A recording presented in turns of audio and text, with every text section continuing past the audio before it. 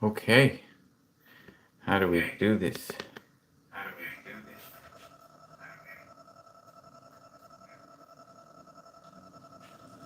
All right, welcome. Welcome, welcome.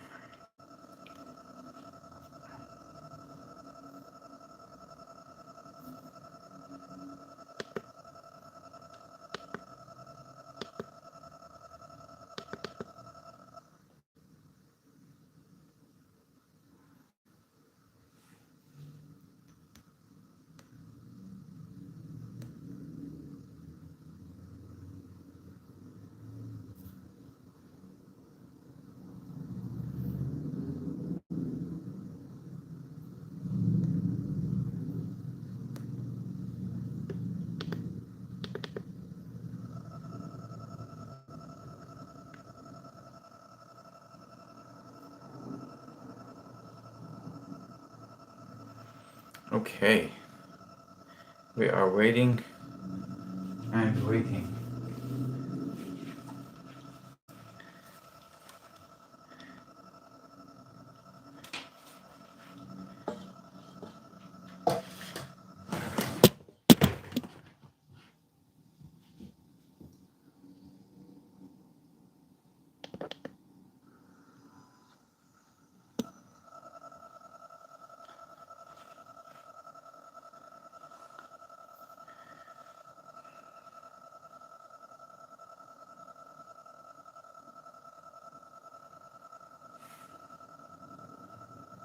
Welcome, welcome. So,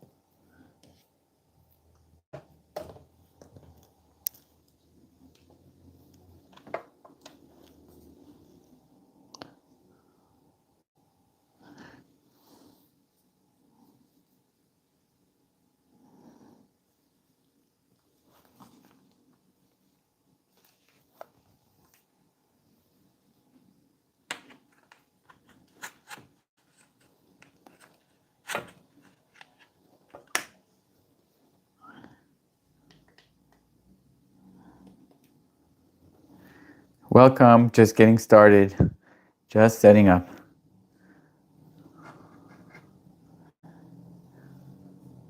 Okay, I hope this works. Let's see if I can move it up a little more. Here we go. Okay. All right. Waiting for people to arrive. I'm wondering who's here already.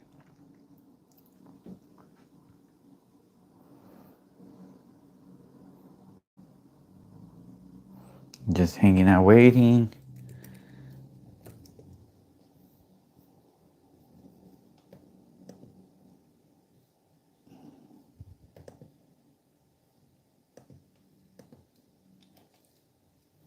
All right. Still waiting.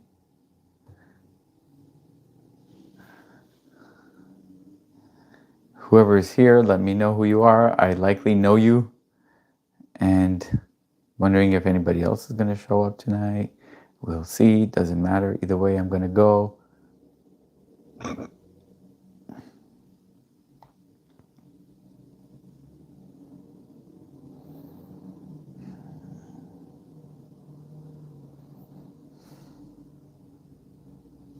One second.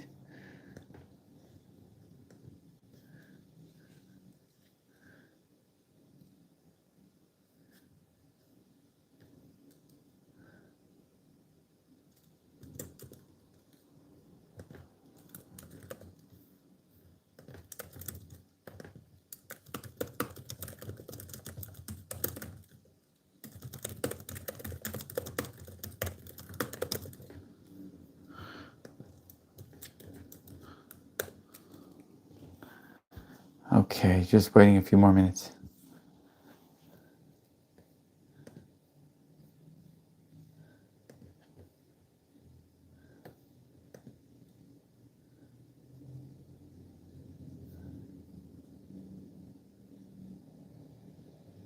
Oh no. No, no, no, no. Oh my god, wait a second. Do we have two links for this thing? No. No, we didn't have two links. Same link. Okay, good. Great. All right. Okay, so welcome, welcome. Just waiting for some more people to join us and going to get started talking tonight about some holy stuff.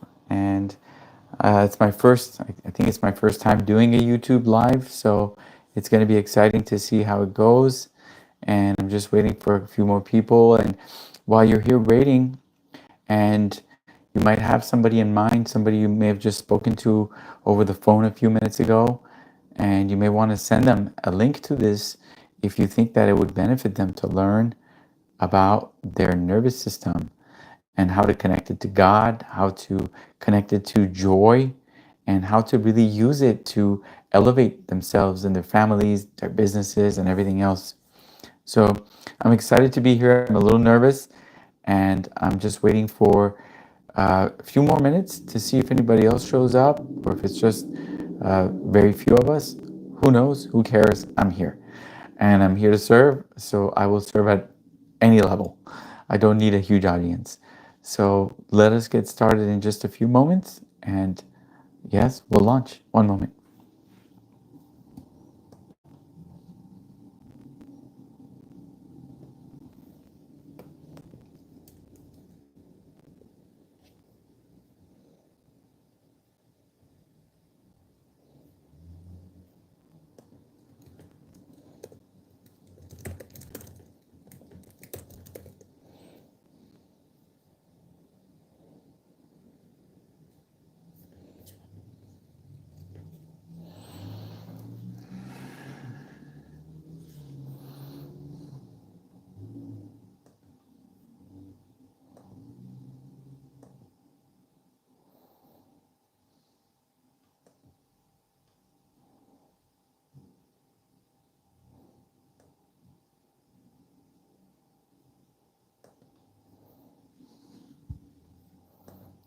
Great.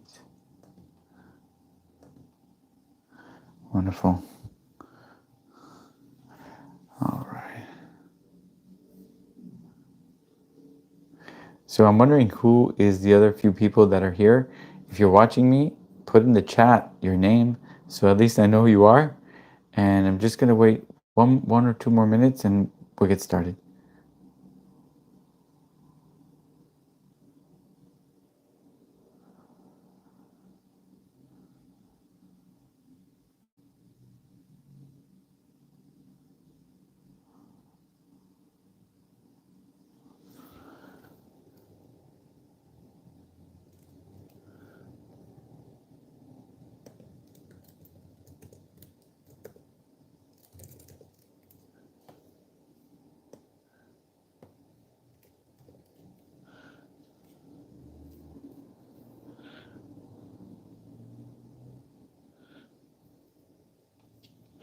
Okay, we're going to get started. Here we go. I'm going to take a deep breath and then we're going to jump right into the lesson plan.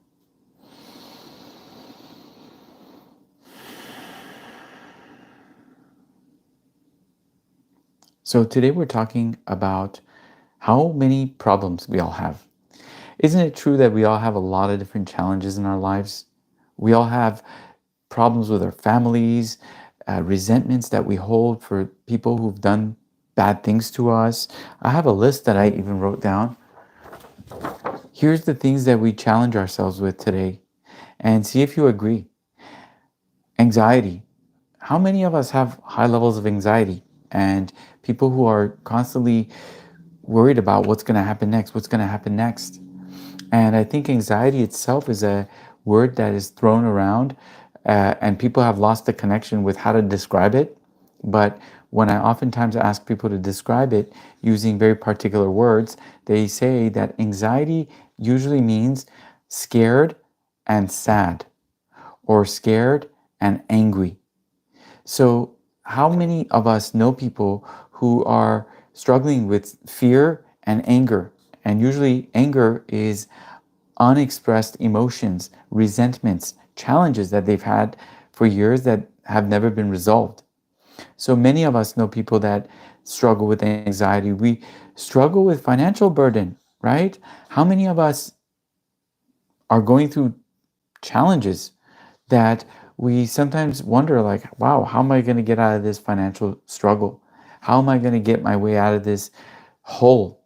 How am I going to be able to ever make millions of dollars if every day I'm worried about, the bills and the what collections and the utilities, and then, oh yeah, I got to pay for my school bill, and then, oh my God, I forgot about that one. So many of them, right?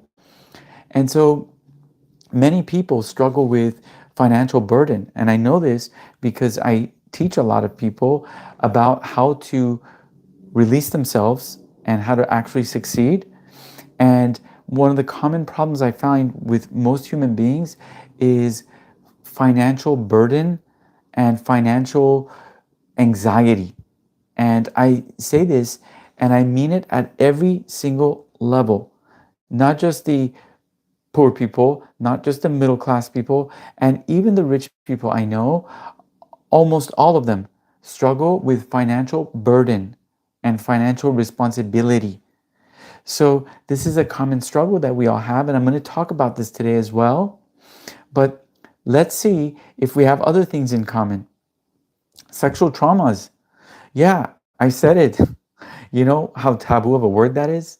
Like most of the time, if you say that word, sexual trauma, in any type of social setting, people will look away because it's such a taboo subject, and yet we all struggle with it.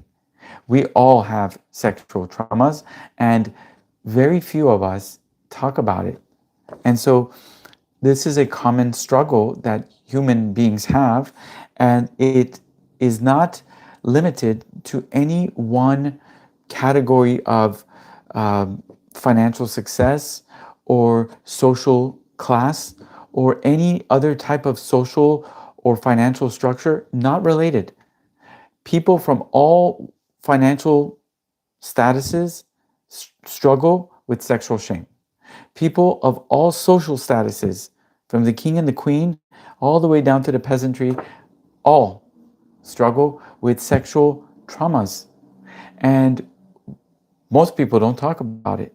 So tonight, we're going to talk about it. We're going to go into it a little bit and say, okay, how do I deal with this if it's a common thing?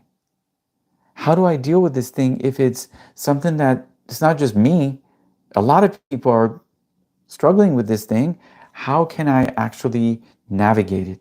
How can I not become a slave like other people who are a slave to their sexual shame, sexual traumas? And shame itself is something we're going to talk about tonight because a lot of us struggle with shame. Financial shame, sexual shame, emotional shame. There's all kinds of shame that I've noticed people carry and don't talk about. And there's many reasons they don't talk about it. We're not going to get into that. But today what we're talking about is how to navigate things like this. And the reason I'm giving you a list is because from this list, I want to find commonality. I want you to say, wow, he's right. I do struggle with that. It's not just me. Oh my God, I didn't hear somebody else ever say this to me, because most people hide these pieces of information and they feel scared and unequipped to deal with them, to talk about them, let alone to heal them. And that's exactly the purpose of this video, is to share with you, A, that there's commonalities that we don't talk about, and B, there is a way to not only navigate these things, but to actually thrive because of them. But before we go there, let me ask you a question. If it was even possible for you to not just navigate these challenges that you go through, but that it was possible for you to actually thrive because of them, How would that benefit you, you think? How would that benefit you to know that the things that sometimes might seem ugly and common are actually opportunity fields for you, and that you will have the right nervous system and the amount of courage necessary to not just excavate and explore them, not just understand them, but actually use them as tools to meet your life's purpose, to grow, to get to your true desires.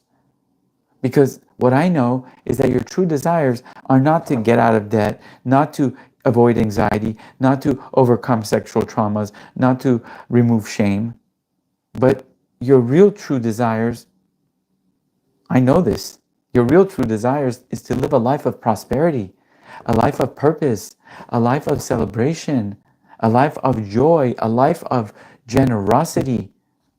And so for as long as we spend time on these problems that are very common actually, and for as long as we don't know how to navigate them and avoid them, we are foregoing our life's purpose, our dreams, our goals, our level of connection. And connection itself is what this video is about. Today, we're going to talk about how to first have a connection with yourself, how to do it. We're going to talk about how to have a connection with me. And more importantly, we're going to talk about how to have a connection with God as defined as the field of possibility. And so let us see how we can explore our challenges and turn our traumas into triumphs. My name is Soleil Rad, and I am a thought leader in this field because I know and I have proven that the material that you will receive is going to transform your life, and it's going to do it so quickly that you're going to be like, wow, that was so easy. I wonder what else I can do easily, quickly, rapidly. And through that, I believe that you will meet your life's purpose. That through having an urgency of connection to the truth and not having any fear of avoidance, that you will actually get to your goals. And that's the purpose of today's video. So here is the number one reason that most people cannot manage with the common challenges that you and I and other people usually have. Most people avoid their anxiety. They don't know how to resolve it. Most people avoid and conceal their financial burdens and their financial shame. Most people avoid and don't talk about their sexual traumas. Most people don't talk about their sexual shame. And most people don't talk about their guilt, their mistakes. These are things that most people avoid. They actually put these things in a storage box outside, and they're like, okay, I'm not going to talk about them. I'm going to pretend they're not there, and hopefully it's just maybe just me who's feeling these things because no one else is talking about it. And so maybe if I stop talking about it, I can actually get to work on the more important parts of my life, the things that really need my attention. And yet, no matter how hard I try, I can't get rid of these things. They've been with me for years. They are a part of everything that holds me back. Because if I didn't have anxiety, if I didn't have financial burden, if I didn't have sexual traumas, if I didn't carry shame and guilt and punishing myself for mistakes, I really wonder how far I could get ahead in my life. I wonder what would happen in terms of my prosperity and my purpose if I didn't have to spend time on these things. And I'm here to tell you, as a highly experienced coach in multiple fields of mastery, that most people not only struggle with these things, not only hide these things, but most people, around 60% of their life energy, 60% of their consciousness, 60% of their human asset. Imagine 60% of your estate, everything you have. Imagine if 60% of it was allocated towards avoiding and not addressing and not connecting to things that have happened in your past that were painful. Imagine that 60% of your farm was dedicated to the things in the past that were problematic in the farm. And they were so problematic that no one's talked about them, and 60% of the farm's utilities, energies, and income is going towards not dealing with these things on that side of the farm because nobody ever dealt with them. Nobody taught us how to deal with them. So it might be cheaper to just pay to store.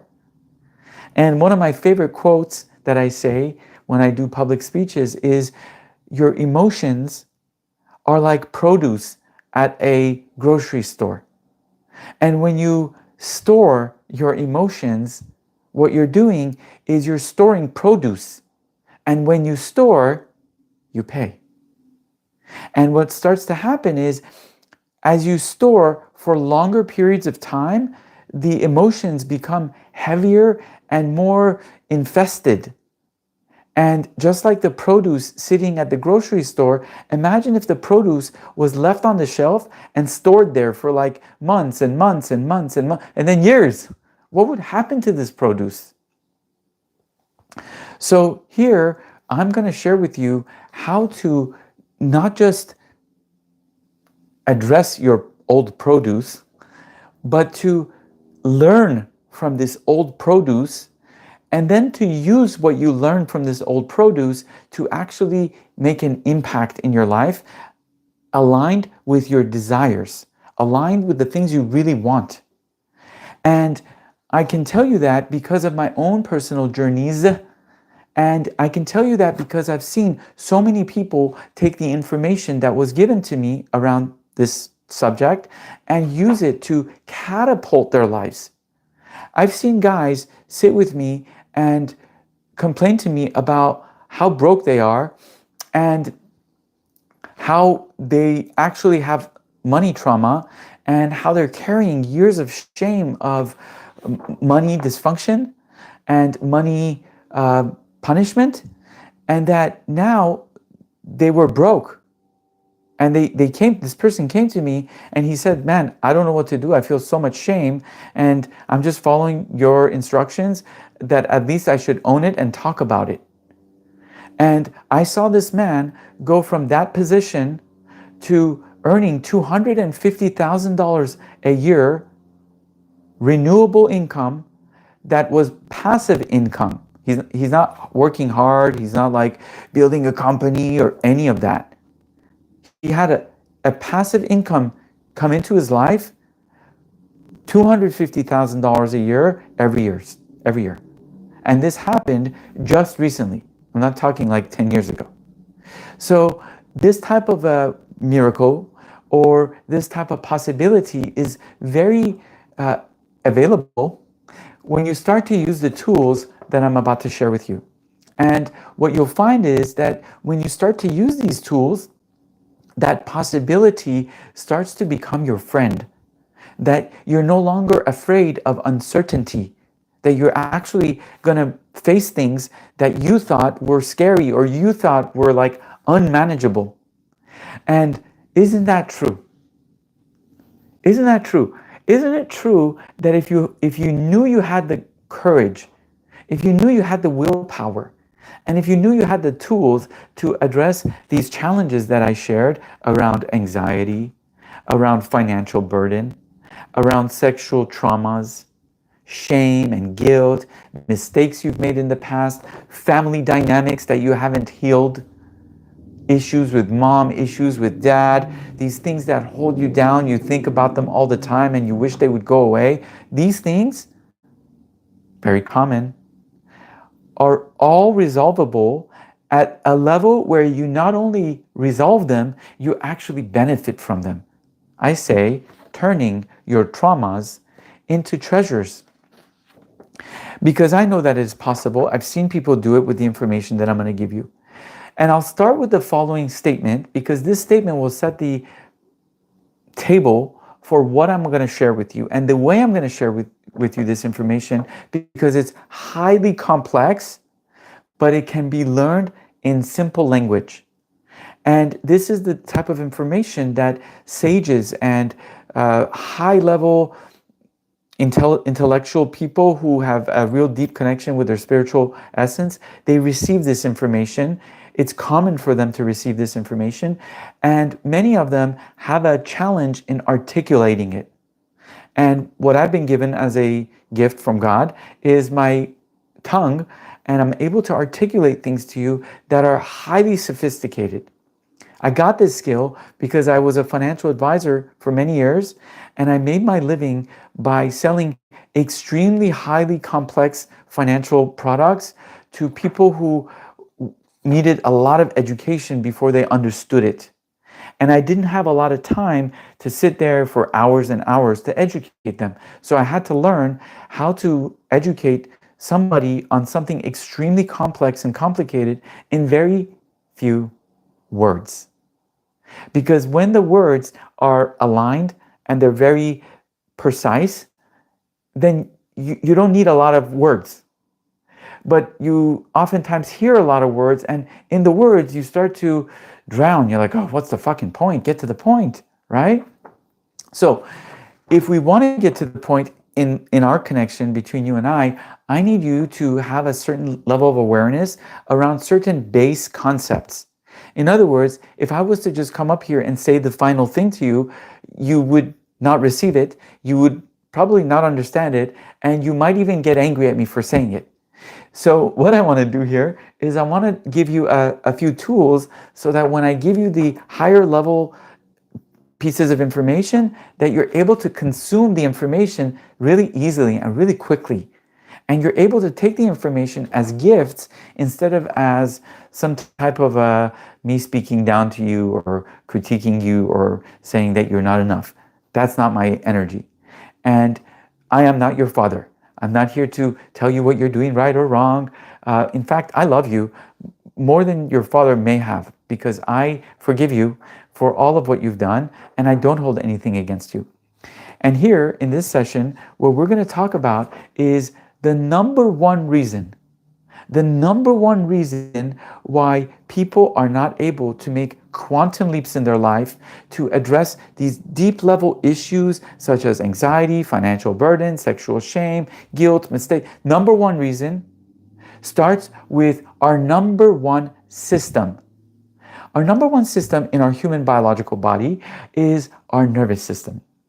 And I call it number one system, not only because it's important, but also because it is one of the initial wires that the human physiological body received. And it's a wiring system. It's connected to your nerves.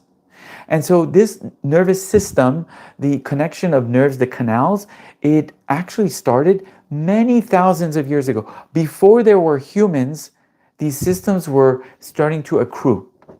And if you look at biology books, you'll notice that they say one of the first types of living forms on Earth, such as amoebas, and then fish and reptile, way before the human race, these type of species, they operated on very base systems. They didn't have highly sophisticated intellects. They didn't have highly sophisticated eyesight. Things that we have developed over many years, they didn't have. So what they relied on was the first base core system called the nervous system. This is why amoeba have them. The reptiles have nervous systems. They don't have all the systems you have, but they have a nervous system. And that's what you have in common with these base types of creatures. You are a highly intelligent, sentient being. Some of them were not. Like the amoeba is not a highly intelligent, sentient being. It doesn't have the capability to shift things in the field of consciousness at the level you have. So you have additional hardware systems. And we're going to talk about your hardware systems, and then today we're going to upgrade your hardware systems. But this particular hardware system called the nervous system, or the autonomic nervous system, we'll talk about that in just a moment. This nervous system actually plays a really high and important role in every species that it lives in. And this system's role is very black and white. The nervous system, its only role is to get you out of danger so that you don't die. That's it. It's not trying to help you make money. It's not trying to help you solve world problems. It's not trying to help you heal your sexual traumas. It's not here to talk about your anxiety. It's a very base system that has an on and off switch. When it turns on, it does things to your entire system. The entire system gets affected. And when it turns on, what happens is your system reacts in a certain way. And only when it's turned off or managed can your system be free of this core fuse that pops. Now imagine that you have a mansion, that you live in a big fucking palace, okay? I'm talking about the kind of palace where like there's rooms upon rooms and every room is beautifully lit. You are a wealthy person. And this mansion has a fuse that is tiny and old from like 1958, okay? And every time that you turn on your mansion, you turn on your palace and the rooms are going on, once in a while, the fuse pops. And you're like, dude, how can I ever throw a really extravagant party if my fuse is from 1958? And then what they'll tell you is, well, in 1958, they didn't consume as much energy. They didn't have homes as big, so they didn't need fuse, that same level of fuse.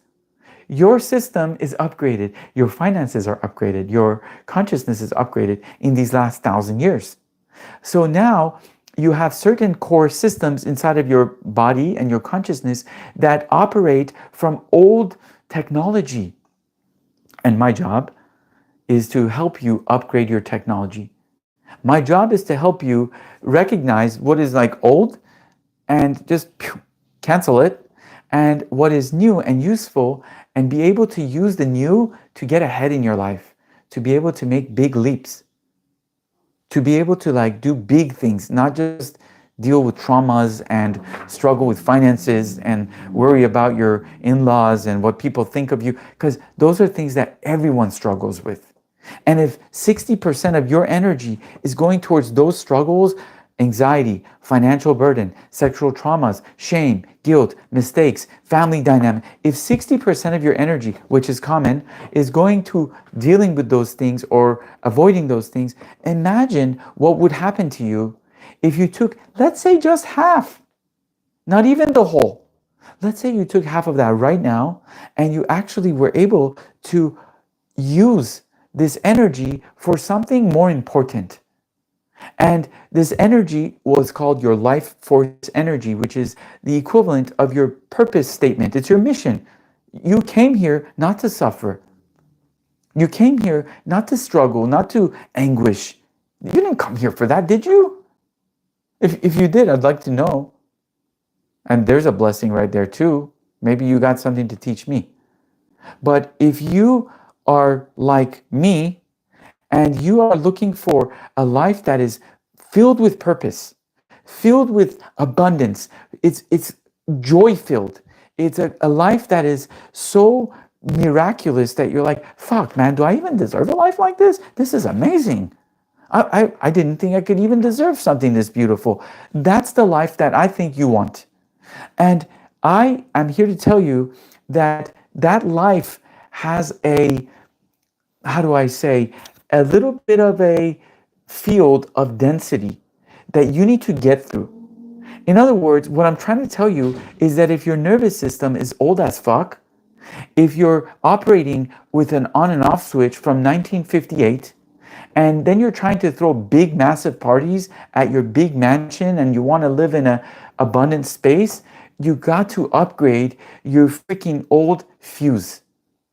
And the old fuse, the nervous system, which kicks in autonomously. Holy shit, autonomously? I couldn't even say the word. Yeah, this thing, old school, was meant to get me out of danger, kicks in once in a while, and when it kicks in by itself, I'm not telling it to kick in, but when it kicks in, it disables me. Here are the 4 nervous system responses. I would love for you to write this down. I would love for you to write this down. The 4 nervous system responses. Number one. In fact, before I give this to you, I'm going to hold the tension. I want to ask you to do me a favor and get into the chat. And if you're watching me live right now, put in the chat, I'm with you. If you're with me on this, that you're willing to go on a journey of prosperity, of wealth, of ease and grace, of celebration, a journey where you're actually forgiving yourself instantly. Every time there's a problem, you're like, boom, done. I'm forgiven. I'm not going to punish myself. I'm not going to beat myself. I want to go forward. I want to rise. I want that beautiful car. I don't want to wait anymore. I don't want to hurt myself again and again just to feel like, oh my God, I deserve something good. Thank you. I'm with you too. Forrest, Melissa, Daria, others, thank you so much. I'm with you too on this because I am actually here to remind you of how easy it is. How fucking easy it is to get to that point, and it doesn't take a lot of pain and suffering. It doesn't take a lot of personal development and work and punishment. No. It's so easy. Thank you, honey. I'm with you too. So take a look at this. Most people, I wrote this down on my paper, most people collapse in uncertainty. Most people collapse in uncertainty, and that is where the miracles exist. Wait, what did you say? Most people collapse in the field of uncertainty, and that is exactly where miracles exist. Let me build on that with you, because what I want to talk to you about is how to be able to stand in the face of adversity, in the space of uncertainty, and not allow your nervous system to kick in and panic and take you down. And I want to give you the 4 nervous system responses. This applies to every human being, except for those who have trained their nervous system. So the first nervous system response, you've heard it, it's called fight. Fight is when you are in a space where suddenly your nervous system kicks in. And whether you're in danger or not is not what I'm questioning yet. What I'm saying is somehow your nervous system says, oh my God, I have to fight.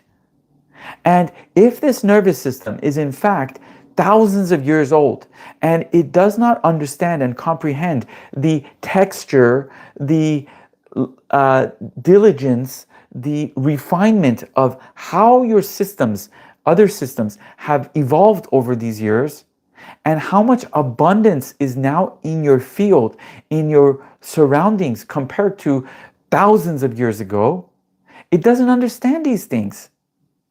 So once this old mechanism feels danger, it kicks in. And one of the responses, one of the 4 responses that it could react in is once the nervous system turns on, it says fight. And this is why, my friend, listen to me.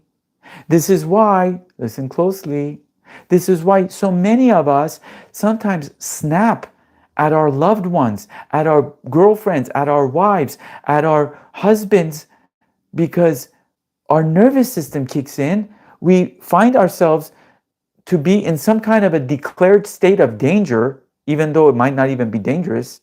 And then we react in a adversarial way. We punish, or we oppress, or we beat, or we diminish other people. And if you're just like me, I know that you're not here to punish people. You're not here to beat people. You're not here to diminish them. That's not your purpose in life. And you are not here to spend energy on those type of things. Are they necessary once in a while? Absolutely. But if you're constantly in a space where you're getting triggered and suddenly you're fighting as a response, and then you find yourself regretting it privately. You ever have that situation where you were in a conversation with someone you really love and really respect, and then suddenly you said something to them that was diminishing, or you said a bad word to them, or you called them a negative name, or you yelled in their face, and then you left the situation thinking, what the fuck did I just do? Like, why did I do that? I love this person. I'm not here to beat this person. I wish I could have said that to them in a way that was so much kinder and nicer and more gentle and would have actually elevated both of us. Wow, that's a possibility too. So this is your nervous system. When your nervous system kicks in, you do things that are not in the highest potential, because your nervous system responds from a space of panic. And panic usually comes from uncertainty. Sometimes it comes from intimacy as well. But I'm going to talk a little bit now about uncertainty, because this concept of uncertainty is one of the pathways which you're going to be able to heal all of your sexual traumas, all of your financial challenges, all of your family dynamics, all of these things that you've been spending a lot of energy and time trying to avoid, push away, or maybe they've just been dragging you down because you're like, fuck, man, how do I deal with this shit? Right? So these things are going to be addressed by your nervous system. And your nervous system is in need of a tune-up. In other words, your nervous system needs to get upgraded to today's modern circumstances. And today's modern circumstances are not the same as the circumstances fucking 10,000 years ago when your nervous, more than that, by the way, millions of years ago, when your nervous system first developed. And so you're carrying this old technology from millions of years ago on a stack. You know when they stack technology on each other, where the technology is like, oh, this was the base technology, but then we built on it, and then now this technology is like level 6, like top of the line, has all the highest level of like intelligence and recent design. That's the high stack, right? But if you build it on a shitty stack and the lowest stack is still old from like fucking million years ago, what happens is it doesn't matter how good this higher level technology is that you are given.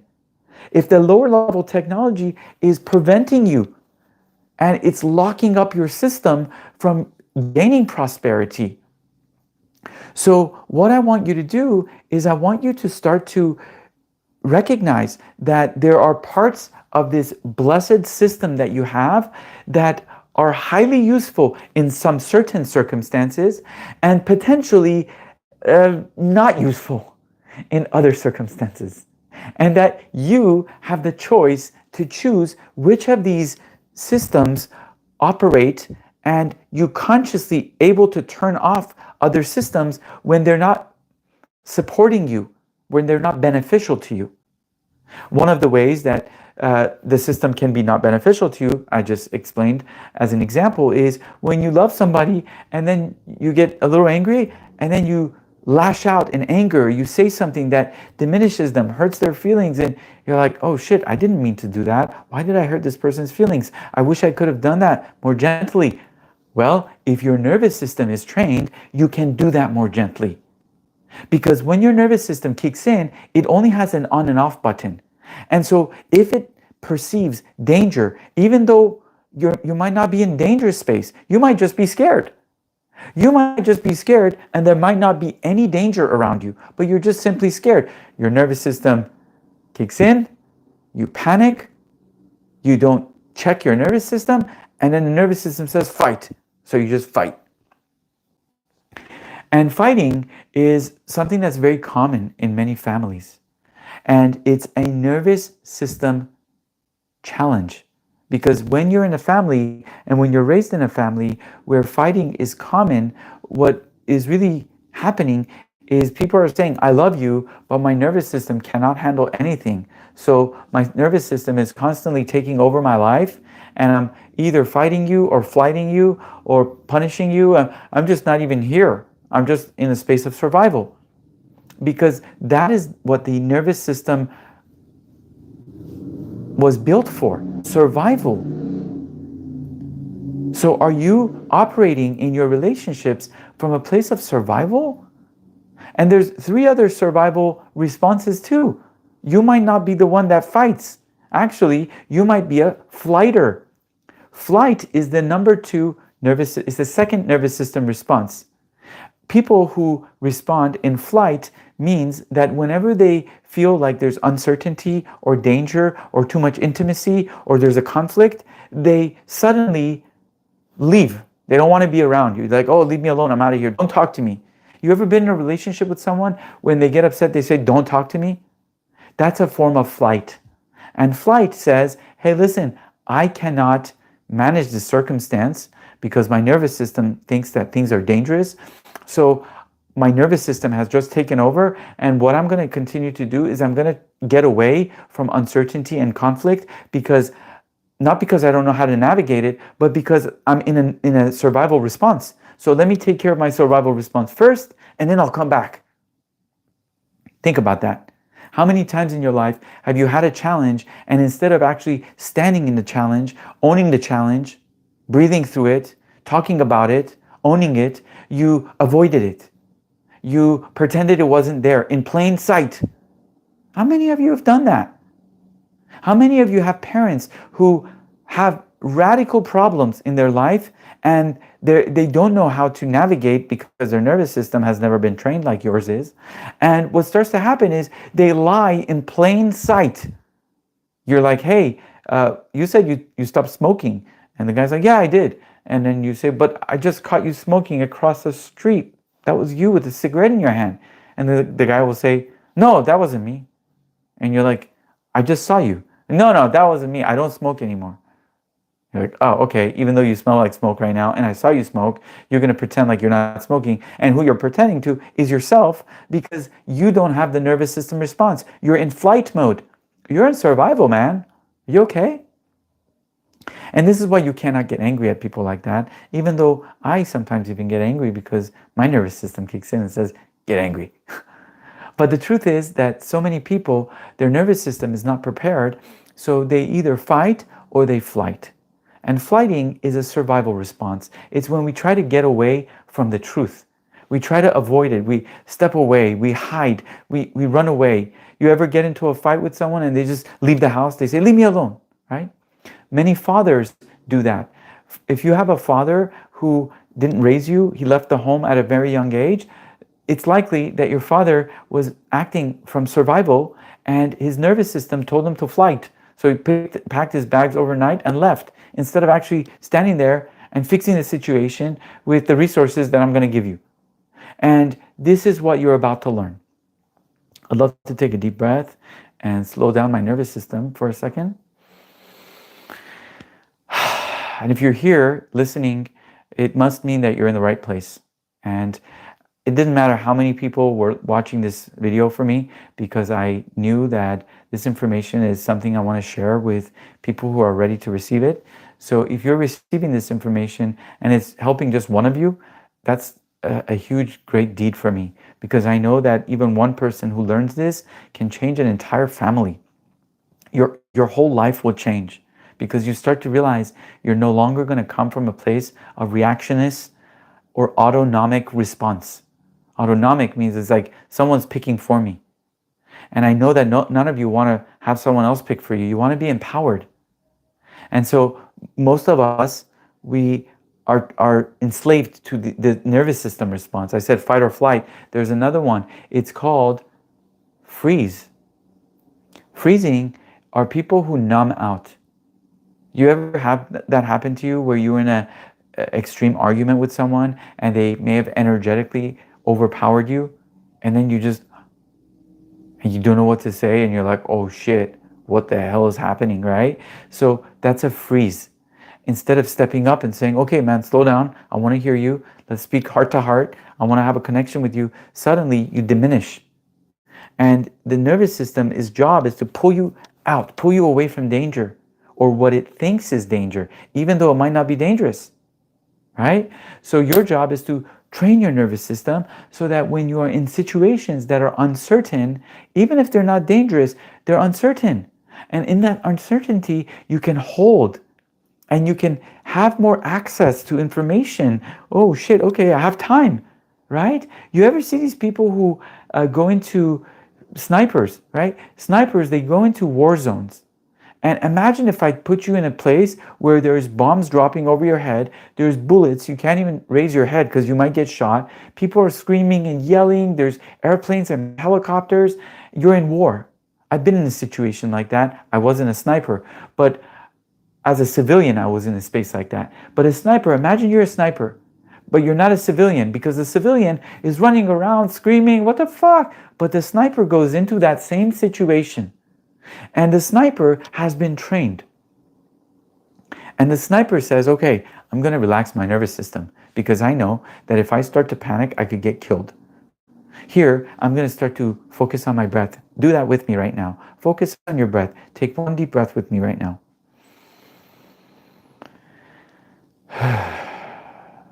Take one more deep breath. See if you can relax your nervous system. Notice that when you actually become present, your nervous system is able to respond to you instead of you responding to your nervous system. Because when you start becoming conscious of your breath, conscious of your nervous system, what you're starting to say is, wait a second, I control you. You don't control me. I'm in charge here. I'm choosing, not you. You are here for my benefit. I'm not here to be your slave. And so as you continue to breathe in this moment,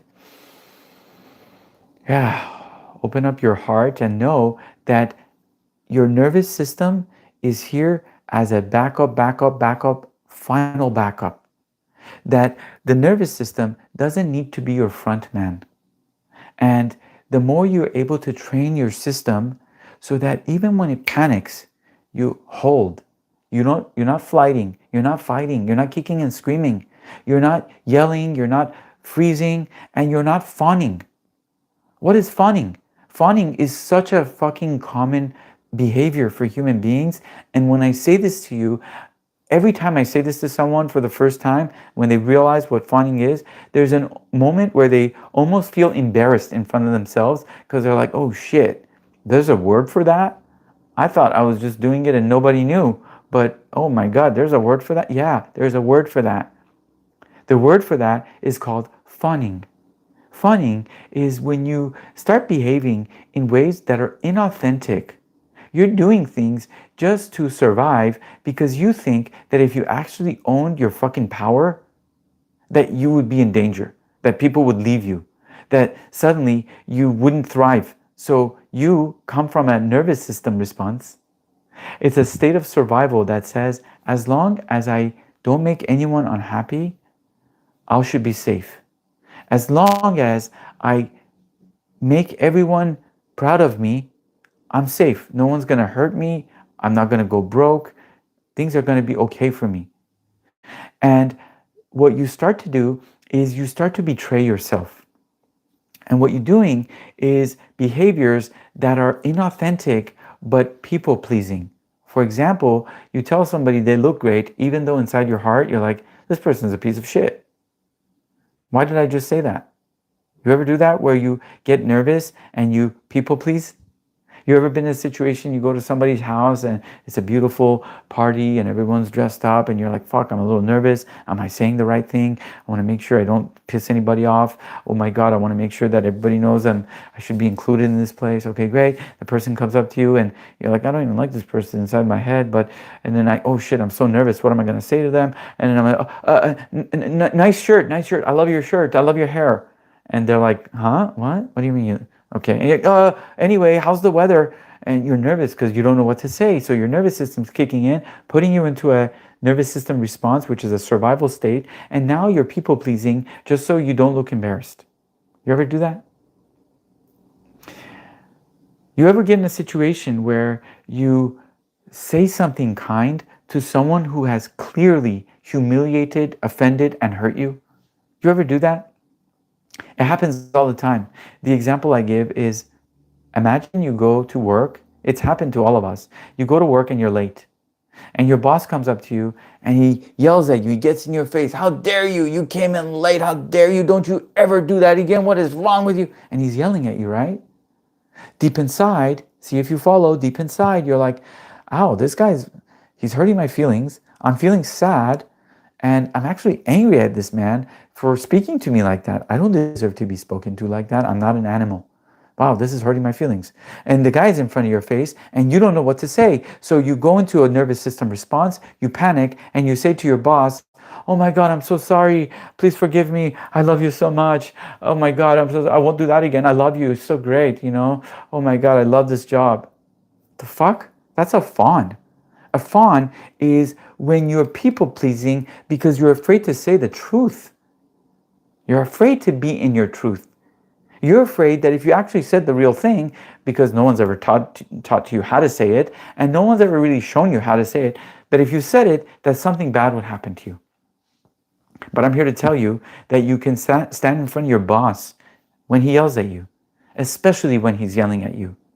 And you hold your nervous system accountable and you're breathing because you practiced the things that I've taught you. And you're able to breathe through the uncertainty of it. You're able to actually say, wow, this guy's yelling at me and I'm not going to panic. I'm not going to eject. I'm not going to fight. I'm not going to flight. I'm not going to freeze. And I'm not going to fawn. I'm not going to bullshit him. Here's what I'm going to say. I'm going to take a deep breath when he's done. And I'm going to say, Michael, first of all, I'm so grateful that you are expressing your emotions to me. And I can see that you're expressing very loudly. So I imagine that this is very important to you. I'd like to first make a request before we speak about this, that you have a moment to yourself so you could calm yourself down, because I feel angry and sad when people speak to me in a loud voice and yell at me and cuss at me. I imagine that if we got together and opened our hearts and had a real conversation, that we can resolve this. Perhaps there's something I need to learn. Maybe there's something you need to learn. Why don't we take a moment together and take a deep breath, set our intentions, and have a conversation so I could support you and that you never have to be like this again. Imagine saying that to your boss. What would happen? I know what happens. I've spoken like that to people and their minds are blown. Because most people, their nervous system is screwed up. And so they're expecting you to yell and scream back when their nervous system is yelling and screaming, because it's a survival state of living. Remember the explanation I gave you of war? Imagine you're in a war zone and all the civilians are running around like fucking crazy because their nervous system is on fire and they don't know what to do, so they're running around. They have a higher chance of getting killed. Who does well in these situations are people whose nervous systems are trained, and they walk in and they're like, okay, breathe. I'm breathing. Oh my God, my nervous system is on fire. Wow, I'm breathing. Okay. Wow, okay, good. Thank God I've been trained in this, because I put myself in uncertain circumstances over and over again. And I'm recognizing that I don't need to eject. I don't need to fight. I don't need to flight. I can open my heart. I can become aware of all of my senses in this moment. Instead of running and hiding and shooting, I can see what's really happening here. And in that space, ladies and gentlemen, in that space is the space of what? Can you put in the chat for me the space of what? Give me one word that describes what happens in this space. Put it in the chat. I want to hear what you think. One word that describes what happens in that space. When you come into an uncertain place that people think is dangerous because people are acting weird, and you just hold still and you just connect yourself to like your breath, and you're like, okay, I might die right now, or I might actually fucking live. I might be the perfect person for this place, for this moment. I'm not going anywhere. I'm not ejecting. Melissa, I love your share. Yes. So this space, Melissa says, is the space of possibility. Another word for it, the more accurate word for it, is this is the space of miracle. Miracles happen in uncertainty. Miracles happen in uncertainty. Let me talk to you about that. How many of you have been told that a miracle is only when Jesus falls from the sky? How many of you have been told that a miracle is only when, Moses parted the sea? That's a miracle. Yeah, great. But is that the only kind of miracle? Is that like the only type of miracle there is? Or is it possible that there are smaller sized miracles too? And that when you recognize the smaller sized miracles and when you acknowledge them, they lead to bigger sized miracles and not the other way around. In fact, every story of miracle that you hear wasn't out of nowhere. Guys like Moses, if you study Moses' story, which is a really interesting story because it's been passed down from generations to generation. Why? Why is it that everyone's familiar with Moses' story and not familiar with, I don't know, Van Halen, right? Or, I don't know, Jimmy Kimmel's story. Nobody cares about that guy's story. But in Moses' story, there are codes. And one of the codes is about miracles. Miracle is possibility. And the only way for you to find and sustain a miracle is by starting to acknowledge the micro miracles first. You see, in Moses' story, Moses didn't just show up to the sea and suddenly God gave them the miracle. No, no, no. Do you know how many small miracles happened and Moses had to acknowledge that they were miracles before he got to the sea?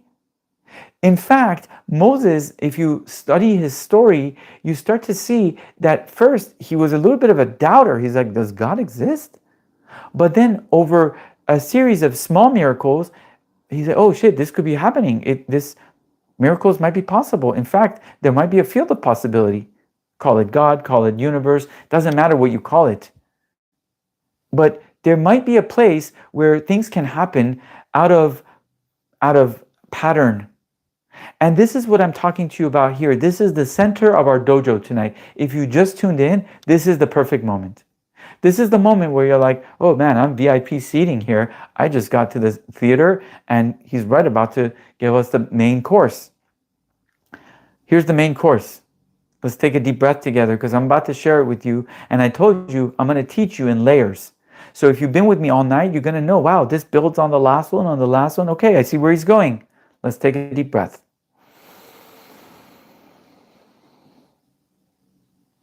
You see, in the story of Moses, Moses was a non-believer. He didn't know if possibility exists. And as he started to see the smaller possibilities and account for them and say, wow, I'll give you that one. That's a possibility. Oh, that's a miracle. Boom, boom, I acknowledge. He started to acknowledge miracles, and the miracles started to compound. And when the miracles started to compound, he accepted them. He didn't deny them. So the question I have for you, if you're watching this video, is how many miracles happened in your day today that were micro miracles? And how many of them did you avoid or discount or just write off? That doesn't count. I'm waiting for Jesus to fall from the sky first before I recognize the field of possibility, man. You know what I call that? Pardon my language. You know what I call that? I call that stingy. Stinginess is when you have somebody working for you around the clock, and when they do a good deed for you, you are stingy to say, wow, good job. Good job. And this stinginess, by the way, is a poverty code. It comes in our poverty mentality through our poverty genes that our poverty parents hand us. And you can get rid of it immediately because it doesn't belong to you anymore. You are of royalty. And if you're of royalty, what that means is you don't fuck with bullshit. You don't fuck with nonsense. You don't fuck with falseness. This is what it means to be a king of God, a queen of God. What it means is you're owning the truth and not even entertaining bullshit. And the bullshit is that the only miracle is when something massive and unbelievably humanitarian level global happens. And that has to happen first for you to believe. Or are you willing to let your stinginess go? Are you willing to be generous? Are you willing to be generous with the field of possibility? Are you willing to be generous with a field that is here to actually serve you? And some culture draw this servant of yours as an old white man in the sky. Some cultures draw this old white man, this servant of yours as a deity in the Hindu culture with multiple hands that looks like a monkey. Some cultures describe the servant of yours as the four elements of water and earth, fire and wind in the areas of the natives who are very connected to the forest and the land. And every culture has a name and a depiction of this servant. And what happens is, over time, we get these stories given to us about God, And we're like, dude, that doesn't look like him. He's not an old white man. Like, how can he be an old white man? What is that old white guy going to do for me? And wait, I have to beg him? No, right? So if you are recognizing that there is a higher power and that it's not really fully represented by any of these caricatures. You see, when we let go of the caricatures, we can actually speak and say, hey, there's a field of possibility here, and there's opportunities for you within this field. And if you follow me, I can teach you how to work inside of the field, how to navigate the field, how to manipulate the field, because the field is here to serve you. And its service to you is only in the line of truth. Meaning, if you're lying to yourself, you're hiding shit from yourself, you're avoiding things about yourself, you're fighting and flighting and freezing and fawning, dude, you're not in business. You're not in business. Because if you really want to get in business, you got to play at the level of creation. And the level of creation means that I got to be in my truth, man. I got to say the truth. I got to look for the truth. And when I see the truth, I'm not going to deny it. I'm not going to deny it. And when other people say things that I clearly know is not true, I'm no longer going to be okay with it. I'm no longer going to fawn and pretend that I am happy to be around people who lie to themselves all the time. So how willing are you to let go of the lies with ease and grace? How willing are you to let go of anxiety in the way I'm going to teach you with so much ease and grace? And you're like, oh, fuck, if I knew it was this easy, I would have done it years ago. How willing are you to address your financial burdens in a way that doesn't crush you, that actually rejuvenates you? Because what you start to see is that in each of those things, there are miracles. And miracles only exist in the field of what? Miracles only exist in the field of what? I want to hear it from you. You're listening to me on YouTube Live. And what's the word? Miracles exist in the field of what? Put it in the chat. I want to hear it from you. Miracles exist only in the field of what? That's the pop quiz for tonight's live. And as we wait for the answers to come in, what we're going to share is a sponsored message. And the sponsored message is that I'm going to do these videos more often. And this is a series called the Purpose, Prayer, and Prosperity series. And it's a new series I just started where I'm going to speak truth. And you get to see for yourself whether the information that I share is truthful for you. And if it is, whether you're going to adopt it or not. My job is to just say what's true. And my goal is to do it in the way that's most eloquent, and beautiful and sophisticated and uplifting. My goal is to uplift you into the truth, not through pain, not through punishment, not through shame, not through any of that bullshit, but by showing you how easy and joyful it is for you to come into the field of truth with yourself first and foremost, with your family second, and finally with God. So now that we're back from our commercial, Melissa responded, Honey responded, and Forrest responded as well. Welcome, guys. And wow, we got somebody from Bali, we got somebody from America, we got people from around the world. Thank you so much for joining. So what the answer is, possibilities. That's the answer to everything. Anyone ever asks you a question, that's the one word you should remember, possibility. Because when you operate in the field of possibility, what you're saying is, I have choice. Because when all is possible, the next question is, what do I really want? What do I really want? Do I want to lie to myself? Do I want to pretend and carry more sexual shame, sexual trauma, guilt, mistakes? Do I want to carry more anxiety? Do I want to carry more financial burden? No, I don't want to carry it. I'm owning that. I'm not going to carry that anymore. Okay, great. That's a beginning. At least I'm owning it. At least I'm talking about it now. Oh, interesting. Okay. So when you start to get to that level of consciousness where you're realizing that all of this is a choice, and not talking about your finances, not talking about your shame, not talking about your desires is also a choice you're making. And I'm here to tell you that another choice exists. And the choice is the choice of connection. And the choice of connection through joy. The choice of connection through celebration. Because many of us have been told that this connection can only happen through pain and suffering. We've only seen people do it through pain and suffering. I'm here to tell you that I used to also do it through pain and suffering. I was a world-class pain and sufferer. You have no idea. I was looking for problems every single day to solve all over the place just to show myself how great of a problem solver I am.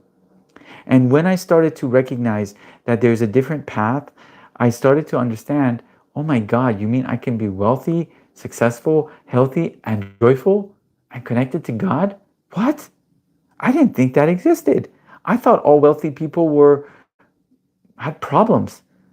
I thought all poor people believed in God and had no money. But there's more possibility than that. And what I realize now is that you and I can elevate ourselves. And we do that first and foremost by training our nervous system. Because if we are able to stand in the field of uncertainty for milliseconds longer than our last version, for milliseconds longer than our friends, our family members, our whoever is around us, if we can stand in the field of uncertainty for just a millisecond longer than others, we have that much more connection to possibility, that much more access to information, that much more choice. Imagine how much more choice you can have in your life if you're able to outpace other human beings in the field of uncertainty. Now, what uncertainty does to most human beings is, watch this, what uncertainty does to most human beings is they panic and then their nervous system kicks in. We said the 4 nervous system responses were fight, flight, freeze, fawn. So most human beings, when uncertainty happens, when conflict happens, when something gets fucking weird, most people resort to these 4 survival mechanisms. Therefore, their other systems are not capable to stay in awareness and in receivership of all of the miracles that are about to happen. So most people go from problem to problem to problem, constantly shutting, opening, shutting, because their nervous system is constantly shutting them back down every time they get into an uncertain circumstance. And if you're like most human beings, which I know you're not, but many human beings, they have chosen to live in survival as a choice because they're like, you know what? I'm tired of constantly standing up, waking up, and finding the field of possibility and the field of miracle, and then my nervous system kicking in, and I go into survival, and I'm like, oh shit, I'm scared, I gotta fight, I gotta flight, I gotta freeze, I gotta betray myself and fawn. Fuck. Some people say, you know what? I don't want to do that anymore. I'm just gonna stay down here. Because I've done the going back and forth so many times that I'd rather just live in a shithole and be in a survival state and just deal and manage with all of the bullshit that I've been dealing with for years. Anxiety, financial burden, sexual trauma, shame, guilt, mistakes, family dynamics.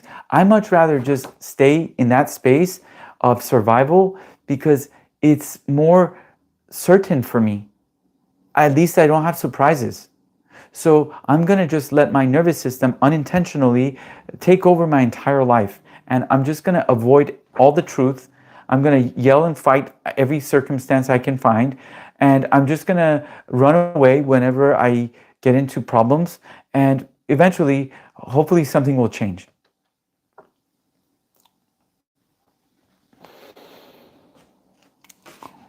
What if there was a way to change that right now? What if you were able to actually recognize that these are all autonomic nervous system responses? Autonomic means that sometimes this old system doesn't recognize all the blessings that are happening in your life. Sometimes this old system is only looking at primitive signs before it turns on. Sometimes this old system is afraid that you're going to get hurt, even though you might be in circumstances that are highly potentiating, highly prosperous, highly profitable for you. But because the nervous system is so old, it doesn't understand money, it doesn't understand purpose. This nervous system doesn't understand business opportunities, doesn't understand any of this shit. So a lot of times when the untrained nervous system goes into high levels of uncertainty, which mean miracle, possibility, opportunity, as well as sometimes danger, it quickly shuts down and walks away. And this here, the nervous system opening and you being able to breathe and you being able to relax and know that all is blessed and that all of the resources that you've ever wanted and needed always showed up at the right perfect time. And that you don't need to panic. You don't need to run away. You don't even need to fight. And you surely don't need to pretend and betray yourself and kiss people's asses and try to make people happy. No, you can actually stand in your power. And your power is starting from your nervous system. In other words, without a strong and sturdy and trained nervous system, you can never stand in your power. How could you? How could you stand in your power if you're constantly collapsing when there's conflict, when there's uncertainty, and when there's intimacy? How could you stand in your power? It's not possible. Your amoeba system will take you away. So what we're going to do is we're going to start to recognize that every moment is a choice. And every moment we're going to say, wow, my nervous system is actually healthy as hell. It's actually doing really well. In fact, when uncertainty happens, I breathe and I open my chest. And when uncertainty happens nowadays, I've trained my body to not step back, because that's what I used to do, right? That's what you used to do when something would happen uncertain or conflict. You might go like, oh shit, right? But a trained nervous system doesn't do that. A trained nervous system might actually go like this, just to see what possibility exists in this field of conflict or in this field of uncertainty. And that is the sniper. The sniper has trained himself. The SWAT team member, the tactical team member, has trained himself. So when he breaks into someone's house, he's not just going to shoot the random people because his nervous system is scared because he's going to fight. And when he's going into the building, he's like, okay, I'm going to breathe. I'm not going to fight for no reason. I'm not going to flight. I'm not going to freeze. And I'm surely not going to fawn and offer my perpetrator or the violent criminal a Coca-Cola when I walk into his house. I'm going to actually take care of the job. So for you to take care of the job, you got to start becoming conscious of your nervous system. This means slowing down, constantly taking deep breaths, checking in with yourself over and over again, and recognizing when you are safe, truly, and when you're in true danger, because there's a difference. And if your nervous system keeps saying danger, danger, danger, even though you're not in real danger a lot of times, if your nervous system keeps saying danger, obviously you're going to be in survival mode. So how can you be more conscious of your nervous system? How can you start to breathe?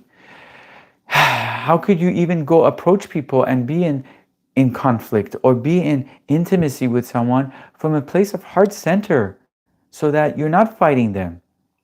Because conflict doesn't always mean you should fight. Some of the best results I've gotten in my entire life with friendships and with business came from harmonious, loving, connected conflict. Nobody fought anybody. Nobody said anything bad to anybody. Nobody punched anybody. We both grew. Because there, we were able to stand in the field of possibility. So here is where we're going to train. Here's what I'm going to speak to you about over and over again, over some time. And you can see it comes in layers. It's very, wow, it's like, oh, I see what you mean now. I understand, Soleil. Here's the last thing I'm going to say before I close out this session. But before I say the last thing, I want to give you a commercial ad.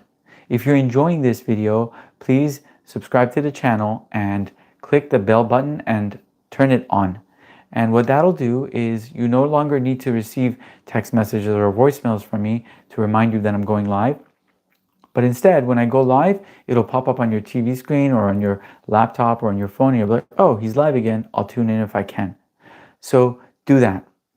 Secondly, my goal is to cultivate a group of people, whether it's 4, 10, 40, 400, 4,000. We're going to grow. And the closer you stay with me, the better it is for me, because the more I can teach you. And the more I teach you, the more people you're going to impact, the more people you're going to bring into our community, because we're doing this for humanity.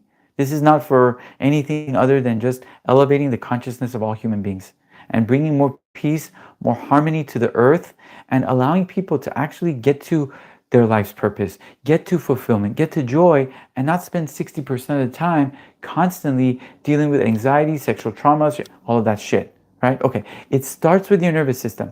So what I want to propose to you is the following question.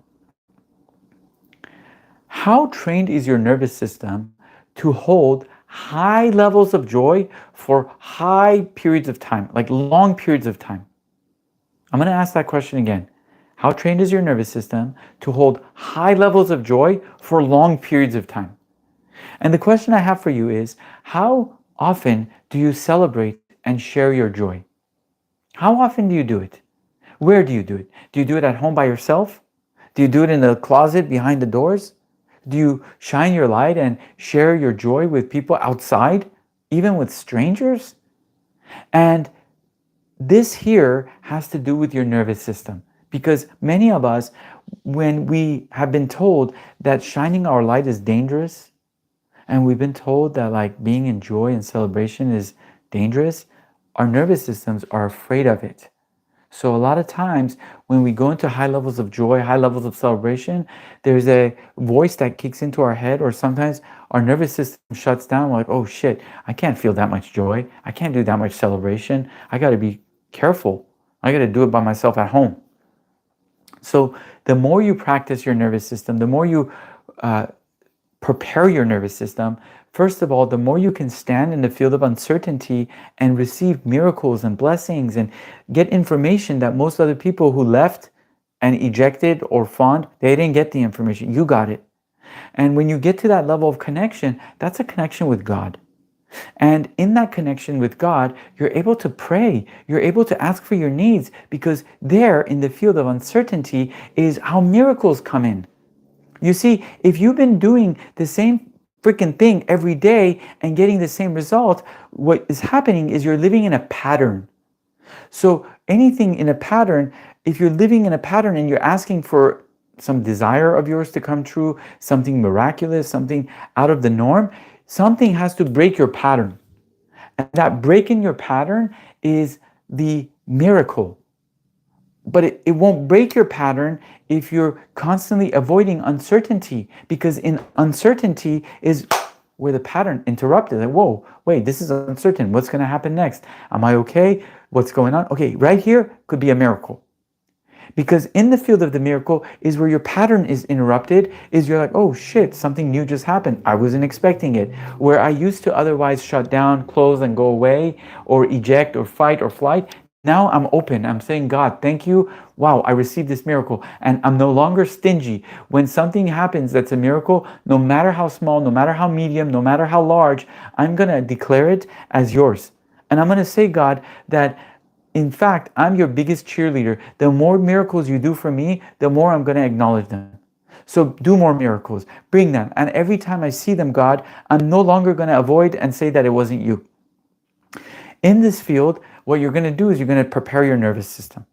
And preparing your nervous system is going to take you to really far places in the field of prayer, in the field of joy, in the field of prosperity. And with that nervous system, you're able to explore and go into your anxiety and talk about it and realize, wait a second, my anxiety is fucking bullshit. My anxiety is a mixture of scared and angry. Or my anxiety is a mixture of scared and sad. Okay, what's causing me to be sad? How can I go address it? Instead of hiding, instead of avoiding or fawning, how do I take ownership of all of the things that have happened to me? How do I use my shame as a form of great blessing for myself, for my family, for my friends, because my nervous system is so ready to explore these concepts. And I no longer fight or flight or freeze or fawn when somebody brings up a shadow of mine that I used to hide from. Most people, they hide in plain sight. And when their dear friends and family members, in a loving way, when they call them forth into like, hey, you lied, or you didn't do the right thing, or you're hiding this, most people, they get angry, they fight, they flight, they freeze. Like, what? So here, what you're going to do is you're going to prepare your nervous system through joy, love, celebration, ease, grace, happiness, connection. And every time you're in uncertainty or conflict, you're going to hold still. And you're going to recognize how safe you are. You're going to recognize how you're able to address circumstances in your life with more intentionality, with more precision. Not responding with nervous system survival, but no, hey, let's talk about this. Let's take a deep breath. Let's see what's here for us. I appreciate you saying this to me, and I'm so grateful. Let's explore it together. I'm really curious about this because my nervous system, even though I'm shaking a little bit and I need to breathe a little deeper, what you just said to me really impacted me, and I felt like I wanted to fight or flight, but I'm not going to do that. I'm just going to ask some more questions, and I'm going to ask you to go slow with me, because I'm training my nervous system, and I want to make sure that if there's any impact that comes in, that I don't collapse. I'm safe. I'm able to like benefit from the information instead of fighting the information. Imagine how much personal development you can have if your friends were able to speak to you directly and you didn't take it personally and you didn't fight them and they didn't fight you, and you're like, oh, great. That one makes sense. That one, not so much. I'll leave that aside. Okay, boom, done. This is how my relationships are with some of the closest people around me. In fact, I don't allow people around me anymore without being trained in this way, because I know that we waste a lot of time fighting and yelling and screaming and hiding and fawning. I recently had a guy come into my community and he took money to do a task and he fawned and he lied. He betrayed himself. And he betrayed himself so badly that he actually had to leave. Not because I kicked him out, but he faded. He went away. So he fawned and he didn't know what to do. And then he shamed himself and he then flighted.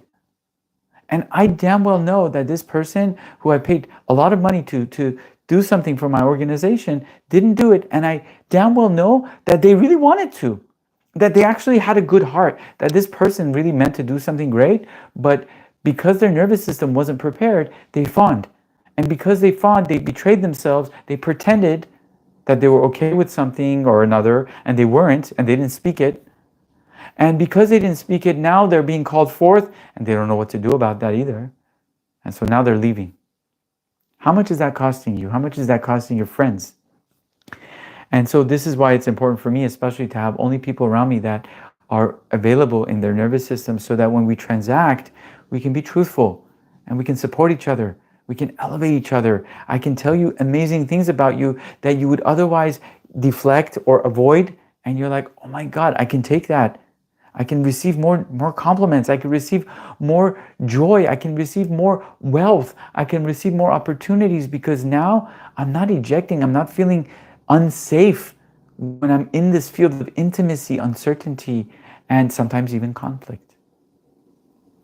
Brothers and sisters, thank you so much for joining me tonight. This was the first live stream I've done, and I really appreciate any interactions with you and the YouTube algorithm, because it's learning about who to push this information out to, since this is a new channel. So anyone who comes and sits and watches and does something on YouTube associated with my channel, usually the algorithm will start to send it to other similar types of people. So thank you for your support. I'll be back again. I'm so excited. We're growing Men of Means. I love you all, my supporters who are watching this, and I'm so honored to continue to share this information with you. And I'm just getting started. I want to do seminars and all kinds of big events that people can come and sit and learn very quickly. And I would love your help with it. God bless. I'll see you soon. Cheers.